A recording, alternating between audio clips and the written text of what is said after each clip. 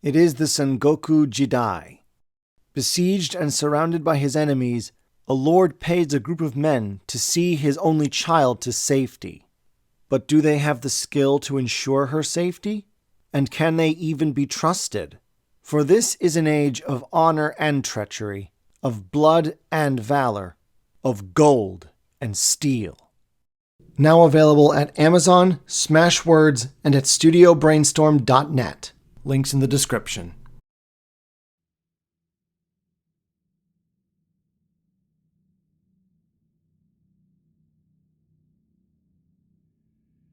The Imperium of Man is vast. Millions of worlds, trillions of citizens, billions of soldiers capable of steamrolling most threats through sheer weight of numbers. And in situations where the quality of the fighters is more important than quantity, well, that's where the Sororitas, the Space Marines, or the Mechanicus come in. And yet, the Imperium's size is as much a weakness as it is a strength. The Milky Way is enormous, and the simple fact is that no matter how many humans there are, and no matter how many of those humans get thrown into the Imperial war machine's meat grinder, there simply aren't enough to cover every single possible threat at every single time. Luckily for the Imperium, not all threats require armies to defeat. Not every foe has to be vanquished at the cost of millions, if not billions, of lives. Sometimes only a few deaths, or even just one, is required to end a crisis. Situations where the Imperium needs not a hammer or a spear, but a scalpel. And if the Imperial Guard is the hammer and the Astartes the spear, the Officio Assassinorum is that scalpel. The Officio Assassinorum, like many modern imperial institutions, begins with the Horus Heresy. So let me briefly set the stage, if you will. It's the opening years of the heresy. At this point, a lot of the major opening conflicts have occurred, including the Dropsite Massacre, the Battle of Calth, the burning of Prospero, the Battle of Phal, and the Martian Schism. The forces of the Mechanicum and the Imperial Army, which is basically the Guard and the Navy rolled into one, were evenly split between loyalists and traitors, roughly. The loyalists had both the Custodes and the Sisters of Silence in their corner, but at this point they were mostly busy fighting the war in the Webway, trying to fight off the demons that had been released under the Imperial Palace because of Magnus the Red and his big god-awful mistake. Both sides were aware of two things. One, the fact that Horus, who always believed in going for the throat and ending the fight as quickly as possible, would be driving straight towards Terra in order to kill the Emperor. The second thing was that, all other factors being equal, it would be the Legiones Astartes that would decide who won the war. And at this point, the traitors had a distinct advantage. Namely, that they were more coordinated and unified at this point than the loyalists were. Plus, after nearly wiping out the Iron Hands, Salamanders, and Raven Guard at Istvan V, the traitors also had a numbers advantage. As for the other loyalist legions, the Dark Angels were tied down fighting the Night Lords in the Thramas sector. The Ruinstorm had effectively cut off the Ultramarines, the largest legion of them all, from the rest of the galaxy. Meanwhile, the World Eaters, at this point having fully succumbed to their cornate corruption, and some Wordbearers elements, were running amok amidst the 500 worlds. Meanwhile, the Blood Angels were still tied up in the Cygnus sector, while the White Scars were still at Chondax, blissfully unaware of the greater heresy. As for the Space Wolves, they had just finished almost wiping out the Thousand Suns at the cost of a near 25% casualty figure, while the Imperial Fists had suffered serious losses at the Battle of Phal, while the rest of the Legion was tied up fortifying the Imperial Palace on Terra. On the other side, with the aforementioned exceptions of the Night Lords, World Eaters, and Thousand Suns, Horus had pretty much all the traitor forces under his direct command as they made for Terra. However, the Loyalist leadership, particularly Malcador the Sigillite, right-hand man of the Emperor, understood something else. Malcador knew that at this point Horus and the other traitor Primarchs had either fallen or were falling under the influence of chaos. Chaos, by its very nature, fosters disunity. Plus, even before the heresy, the Primarchs had been a fractious bunch at best, their superhuman egos constantly rubbing one another the wrong way. Malkador understood that at this point, only Horus's charisma was holding this nascent rebellion together. Therefore, the logic went, kill Horus, and the traitor movement would fall in upon itself. The Sigillite then assembled 6 of the deadliest killers in the Imperium, each one the master of a specific form of murder. And in a secret base known only as Mount Vengeance, the Sigillite and his 6 sires, as they were called, swore to keep the Officio Assassinorum and its purpose secret. But of course, this is the Emperor we're talking about, and no secret ever escapes him for long. Well, almost none. The fact that Rogel Dorn, Primarch of the 7th Legion, also found out about the existence of the Officio might not bode well for the institution's future. The fact that every single attempt by the Assassinorum to kill Horus, including assembling the very first execution team, a unit comprised of the best member of each of the 6 temples, ultimately failed was equally disheartening. And yet the Imperium kept the Officio Assassinorum around after the Horus Heresy, for the simple reason that sometimes a single assassin is more effective at stopping a rebellion than a horde of guardsmen. It would be incorrect to say that assassins are made. The Officio Assassinorum's recruiters are always looking for very specific traits in their recruits, so perhaps the best way to say it is that Assassinorum candidates are born and then vigorously, brutally molded into assassins. Potential assassin candidates are generally picked out from among the students of the Schola Progenium, specifically those students whom, in the eyes of the Officio's representatives, possess the qualities that might make them natural killers, while at the same time being just a little too intelligent to be simply sent off to become Tempestus Scions or Commissars. Once the choice is made, these chosen children and preteens simply vanish, and their classmates never hear from them again. The Assassinorum's winnowing process begins the instant of this kidnapping. Even as the Officio's ships begin the long journey back towards Holy Terra, the would-be assassin candidates are put through grueling combat and survival exercises. In the case of the former, usually against one another. As if that wasn't bad enough, the candidates are forced to do all this while undergoing every form of hardship and deprivation the human mind can dream up. Combat exercises in pitch blackness, combat exercises in bright light, minimal food, water, or air, extreme heat, extreme cold, high gravity, low gravity, exposure to all manner of virulent toxins. You name it, an Assassinorum candidate has to endure it. Casualty rates among candidates for the Assassinorum are unknown, but are usually very, very high. There are even instances where a recruitment ship will arrive on Terra with not a single living candidate left, as the recruiters will have determined by then that none of these would-be students were worthy of training. Assuming any of these children survive the journey to Terra, they are immediately transferred to the Assassinorum's headquarters at Mount Vengeance, and are selected by whichever of the 6 temples thinks they are best suited for. And then the real work begins. Each of the temples of the Assassinorum is worthy of a future video all on its own. So for now, I'm going to restrict myself to a concise but hopefully informative summary of what each specializes in. Venom Assassins are specialists in poisons.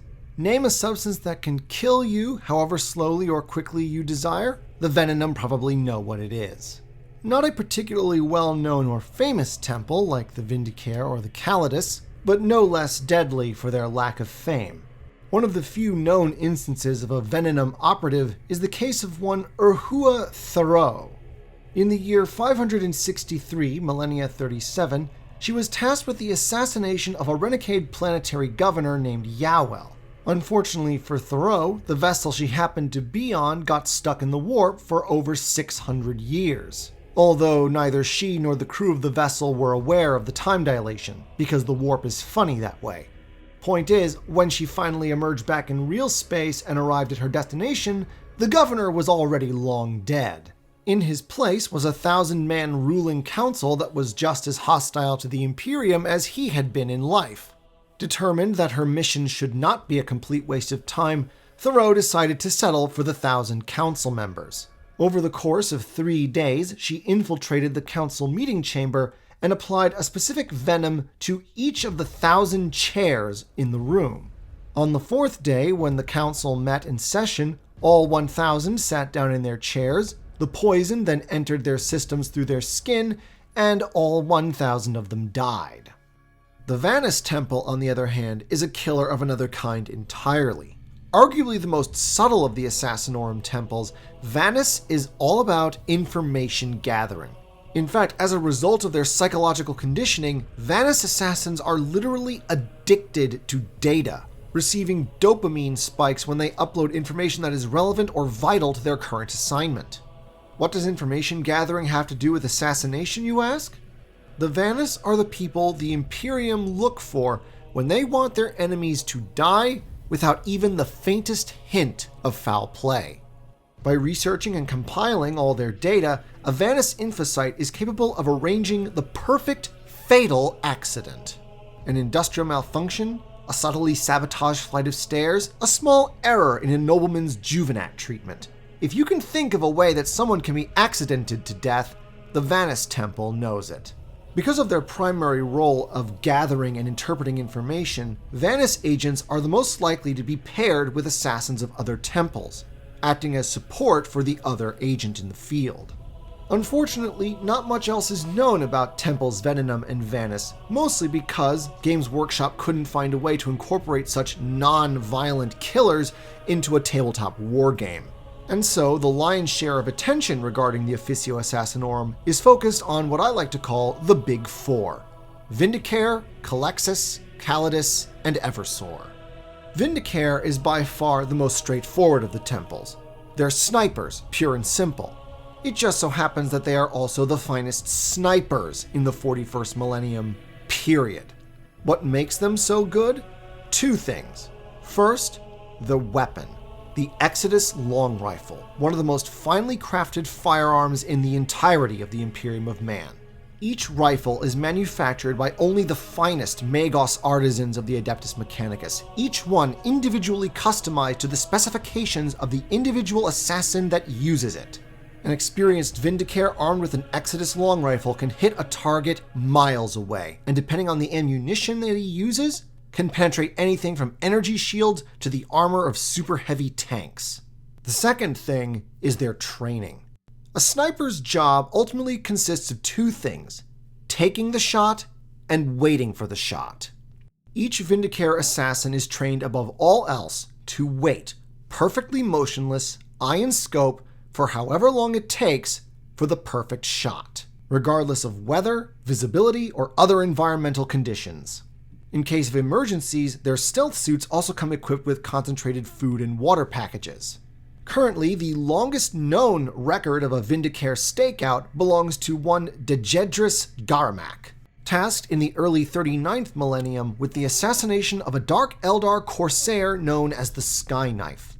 Garamak found a position and waited, eye in scope, for 6 standard Terran years, until finally the Sky Knife arrived just in time to receive a round right between his pointy ears. The Calexus Temple is almost as straightforward as the Vindicare. They are the dedicated anti-psyker temple. Each and every operative of the Calexus are blanks, like the Sisters of Silence. And in fact, because the Sisters of Silence is an all-female unit, that kind of means that the Calexus is mostly men, as most of the females get snapped up by the Sisterhood. Overall, the Calexus is the most mysterious of the Big Four and has the least information known about it.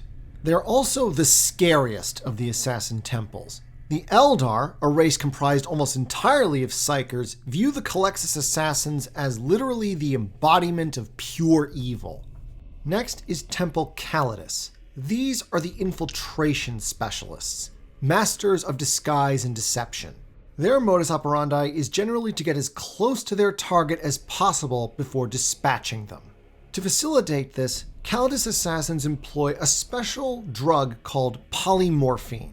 Polymorphine essentially functions as a miracle substance. By using it, a Calidus operative can literally shapeshift their bodies to mimic any human being regardless of sex. They can even imitate relatively humanoid Xenos like the Eldar, Tau, or even Orcs. There is even an instance of an agent called Melindi who used polymorphine to infiltrate a gene stealer cult disguised as a hybrid, although apparently this transformation required additional surgery as well as polymorphine use to really pull off. Of course, like any drug, polymorphine can kill a user if too much is employed at once. As a general rule, women have a higher tolerance for polymorphine than men do. As such, Calexus Temple is a majority female temple. As I said earlier, a Calexus agent prefers to get as close to the target as possible before eliminating him, and this can often take years. A Calexus assassin will start off by imitating some lowly servant, and then slowly but surely replacing individuals of increasingly higher rank, working their way up the ladder until they finally reach the target and pull off the assassination.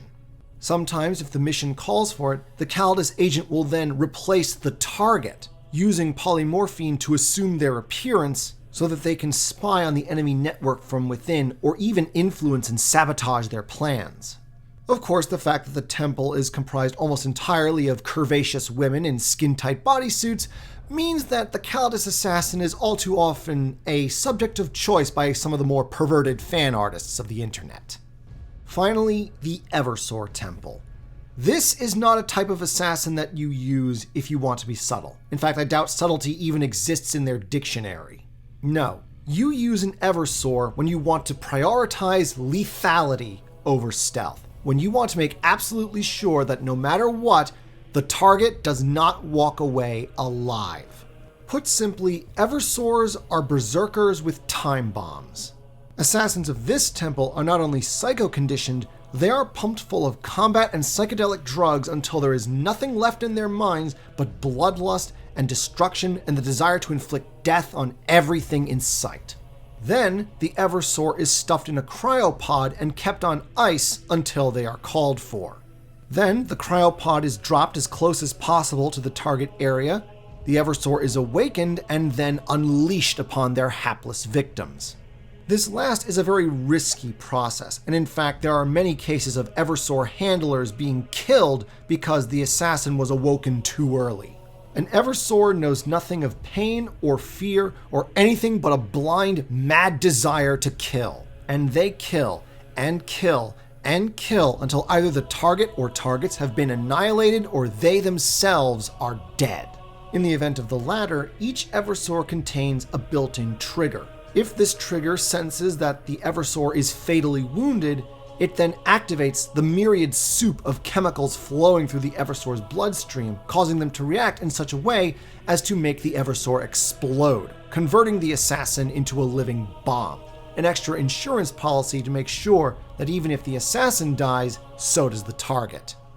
Unsurprisingly, most people in the Imperium are terrified of the Assassinorum, those that are aware of its existence anyway. Even Inquisitors are known to think twice before messing with them. Even so, the Officio Assassinorum is represented on the High Lords of Terra, each of the temples led by a director who in turn answers to the Officio's representative, the Grand Master of Assassins. Still, the Assassinorum is greatly feared, and its deadly prowess invoked only with the greatest caution. Before an assassination can be undertaken, it must be authorized by a 2/3 majority vote of the Senatorum Imperialis. The reasons for this fear of the Assassinorum are frankly too numerous to count. The attempted creation of the Horus Temple, in which the Assassinorum literally used heretical technology to create a living bioweapon that ran out of their control, shock and surprise. The Wars of Vindication, a civil war in which the Assassinorum fought itself and turned the Imperial Palace into a lethal war zone.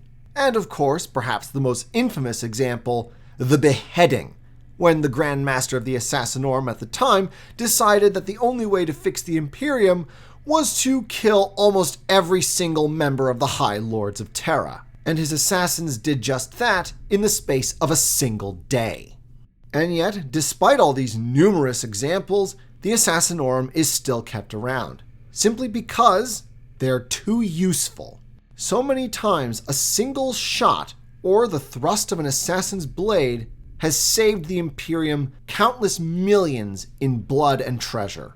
All too often, a lone agent has achieved what billions of Imperial Guardsmen could not. For all its talk as the great defender of humanity, the Imperium has little regard for the lives of its fighting men as human beings, but it does value them enough as a resource to understand that they can't afford to be too wasteful. At least some of the time, anyway. And so, as long as it remains a cost-effective alternative to war, the Imperium will always have to rely on assassination, and, by extension, the Imperial Assassins.